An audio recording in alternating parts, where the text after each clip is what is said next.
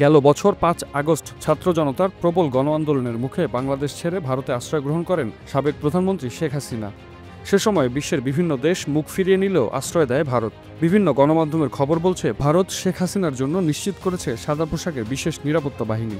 শেখ হাসিনা চলে যাওয়ার পর 2 দিনের মধ্যে তাকে সরিয়ে নেওয়া হয় দিল্লিতে। এরপর থেকে সেখানেই বসবাস করে আসছিলেন শেখ হাসিনা। তবে এবার সেখান থেকেও তাকে সরিয়ে নেওয়া হয়েছে।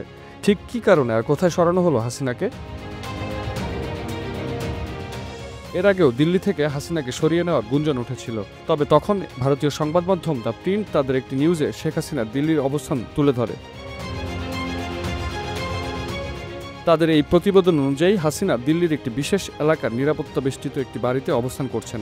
প্রতিবেদনে আরও জানানো হয়, হাসিনা যে এলাকায় বসবাস করছেন সেখানে ভারতীয় বর্তমান ও সাবেক অনেক এমপি মন্ত্রীদের বাসভবন রয়েছে।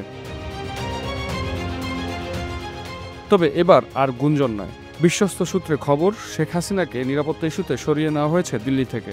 দিল্লির একটি জাতীয় দৈনিকের তথ্য অনুযায়ী বর্তমানে দিল্লি থেকে হাসিনাকে সরিয়ে স্ট্যান্ড কমান্ডের একটি নিরাপদ জোনে রাখা হয়েছে। যদিও ভারতীয় প্রশাসনের কেউ এখনও পর্যন্ত এ বিষয়ে স্পষ্ট কোনো বক্তব্য দেয়নি।